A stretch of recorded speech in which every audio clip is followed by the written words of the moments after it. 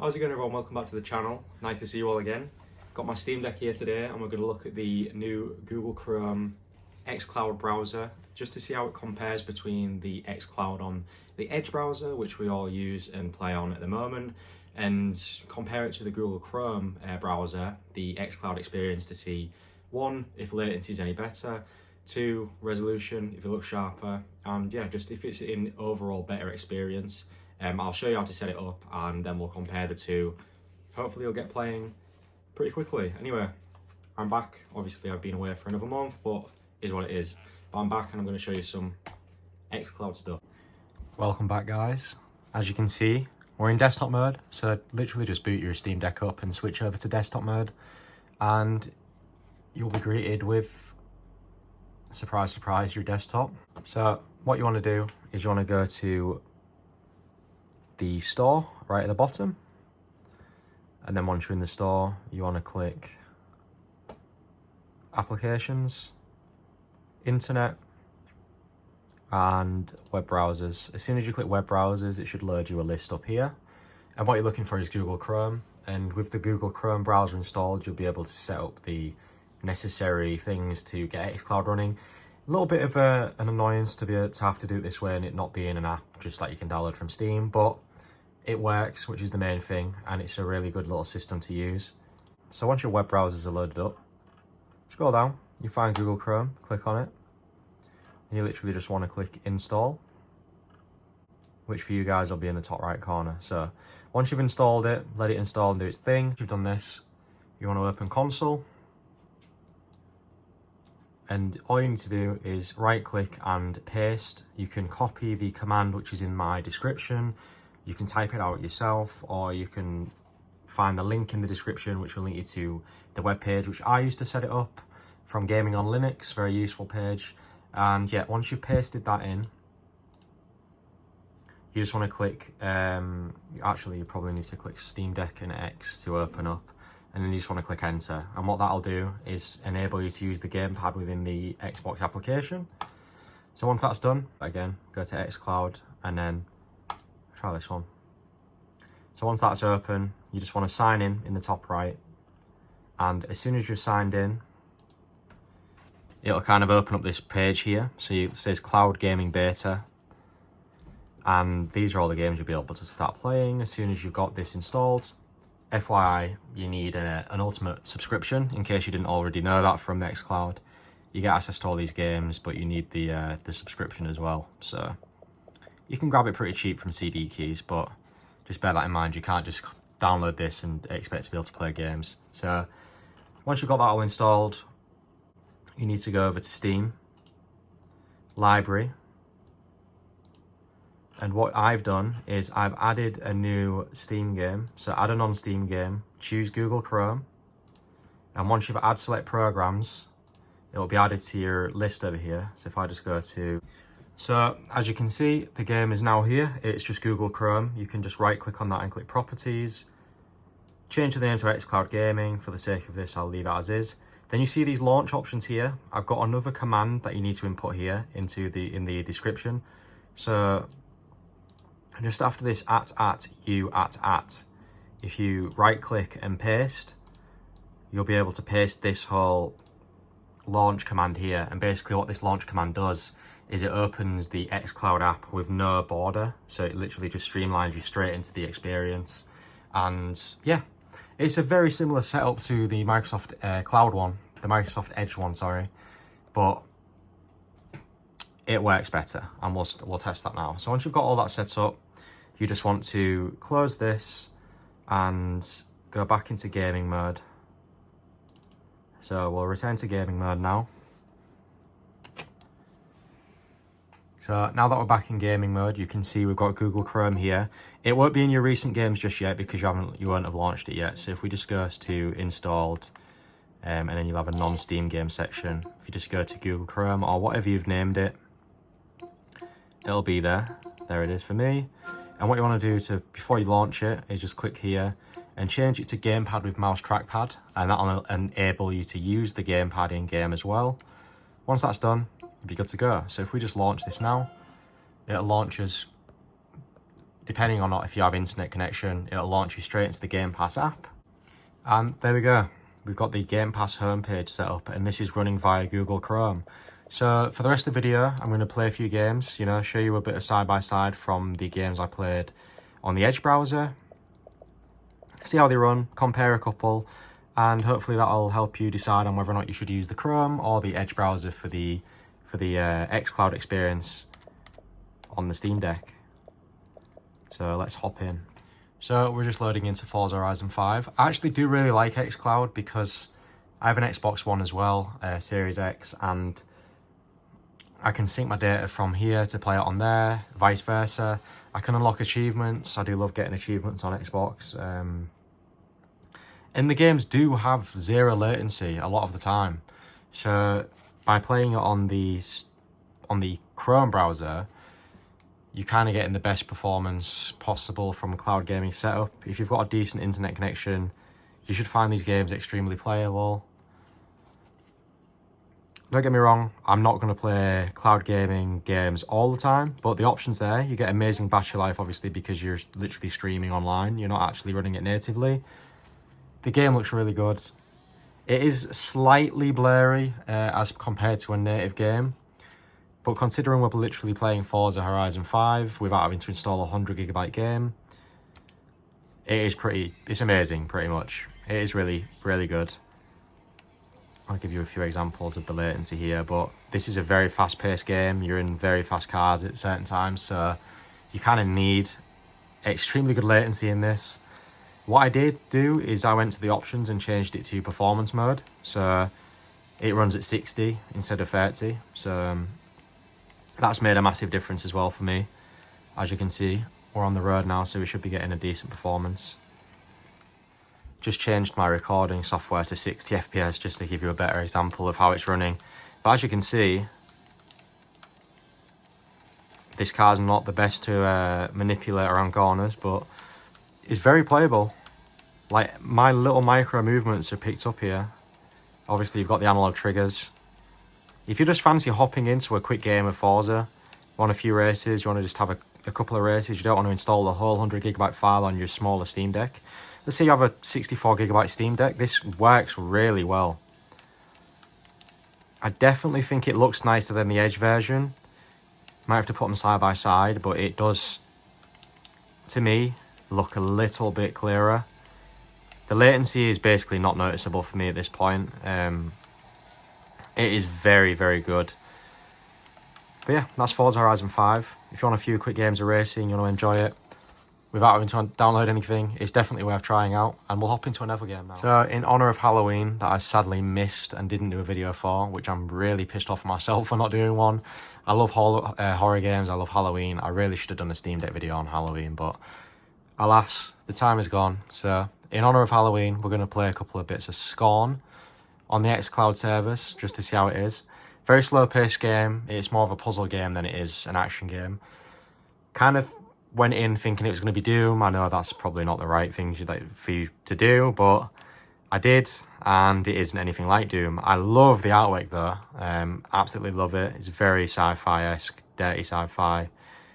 H.R. Geiger. I'm pretty sure that's what the guy's called, who it's based off. But as you can see, this looks miles better than the Edge version I was trying out. I tried to play this on the Edge version previously. It was a lot blurrier than this. The latency is insane. It literally feels like there's no latency here. I'm trying to do like micro movements just to see if it picks it up at a slower time, but for the type of game this is, it's like a puzzle game, a few bits of action in it, but yeah, it's mostly puzzle and just atmospheric. I can see no wrong with playing this on the Xcloud. Little dive there, but like I said, I haven't got the best signal in this room. It is pretty much all down to your signal and how good your download speed is and all that stuff, upload speed, whatever. But yeah, for a slow game like this, easily playable.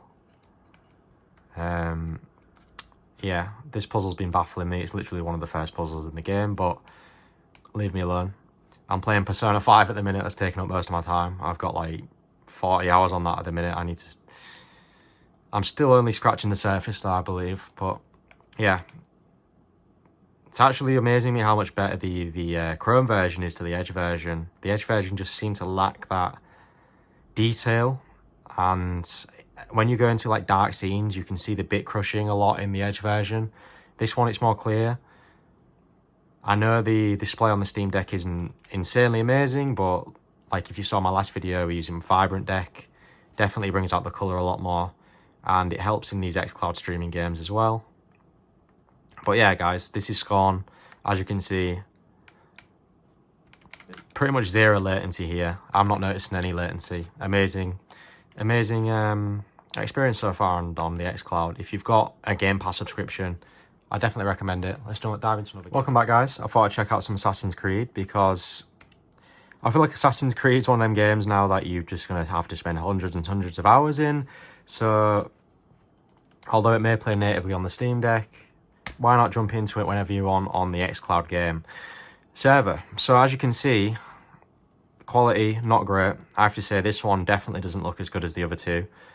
Slight stutters when I'm turning the camera as well. It does feel 60 FPS though. That's a good sign. It's obviously using one of the upgraded versions of the game. But as far as the actual graphics goes, it's playable, but it looks like around 720p to my eyes. If you look really closely, you can kind of see a bit of blur. It's cleared up a bit. I don't know if it's something to do with my internet, but it does look a little bit clearer now, but it definitely doesn't look as clear as, let's say, Scorn that we just went on. That looked really good. That looked at like 1080p. This looks around 720, although it is clearing up now. Maybe I just needed to move around a bit.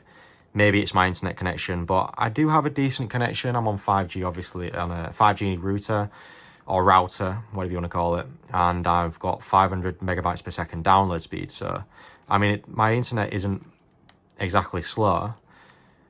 My router's just outside my room, so it should be okay. I mean, it was playing Forza okay, but yeah, like I say, it's really game dependent.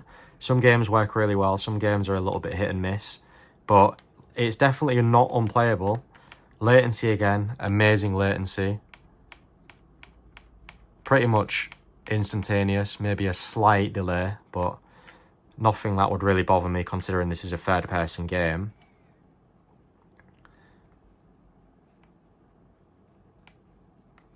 It really just, yeah, it plays really well.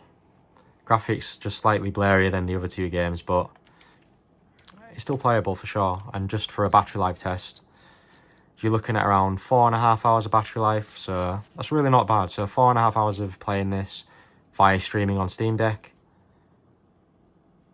Can't really argue with that. We'll check out a couple more games, guys, and yeah, give you my final thoughts. Welcome back, guys. I felt like I've showed off a lot of AAA titles. Let's just jump into a really simple indie game.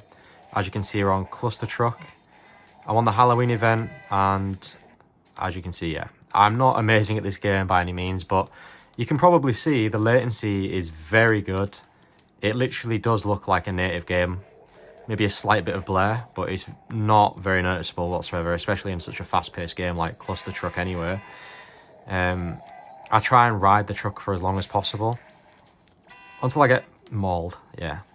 But although I'm not amazing at this game, it feels really good. The latency on this would be a huge tell, considering on how fast you're moving.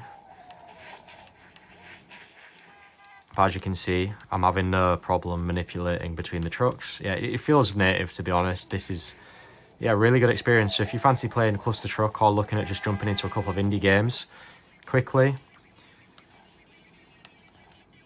why not just use your membership to play games like this? It's like, if you've got the membership and you don't want to buy Cluster Truck on the Steam store or wherever you can buy it, it literally runs perfectly on here. So I just thought I'd show off a little indie game, show like a few genres off, just to cover all the grounds. Slight bit of bit crush there. I'm pretty sure that's something to do with my connection, but yeah, Cluster Truck works great. So for the final game I'm going to show off is Persona 5. I actually bought this on Steam. I'm currently playing it on Steam, but if you don't want to pay 40 or 50 pounds or the dollar equivalent, have a go on the Xcloud service. It runs really well. It's not exactly a fast-paced game, so you don't need to worry about latency that much at all. It's turn-based JRPG. It's an amazing game. It's fantastic. Set around a year in school, and you're also traveling through dungeons in the form of palaces, stealing hearts and changing people's minds on them being horrible and stuff like that. I don't want to go too much into it because it's quite deep and we don't want to ruin anything, but a very interesting concept. And if you'd played Persona 4 or haven't played that either, 100% recommend that one. I actually prefer Persona 4, but Persona 5 definitely improves on a lot of areas Persona 4 kind of was a bit simple on. This is obviously a newer game, so you expect it to do more jazzy, fancy things. So as you can see, the game looks really good. It looks very sharp. It looks almost native, maybe not slightly 800p, maybe like 720p.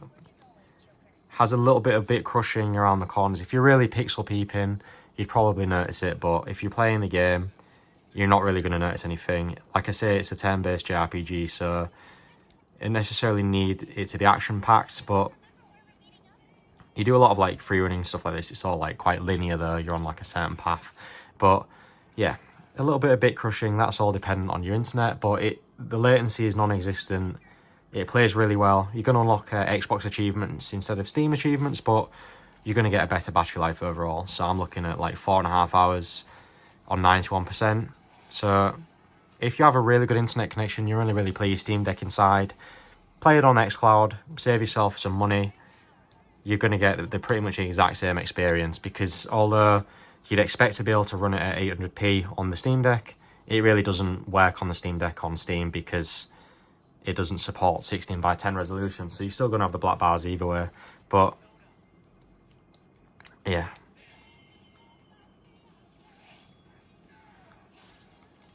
Just do a little bit more action. And yeah, guys, there you go. Persona 5 works great on the Xcloud service. If you want to save yourself some money or storage space, definitely consider checking out Xcloud. This isn't sponsored by Microsoft at all. I just thought I'd do an update to my other video I did a few months ago on the Edge version. I can definitely tell that the Chrome version has a lot less latency problem. But yeah, it's just a great way to play games if you're near your internet and don't have a data cap. So there you go. I'll be doing a video soon on what I've been playing recently, and I've also got some recommendations to come out soon. So if you really like my videos, I really appreciate you subscribing. I know we've almost hit 6k subscribers as well, which is insane. And I think my last video hit 61,000 views, which is also insane. So thank you very much for watching that. It definitely wants to motivate me to do more videos. I'm definitely going to try and do more videos. It's just timing everything and taking the time out of my night to put a video out to you guys, and I definitely want to do that. So let me know what you think in the comments, and if you have any ideas or what you want me to do, check out in the next few videos, let me know. Thank you for watching, I really appreciate it, and subscribing, and I'll speak to you guys soon.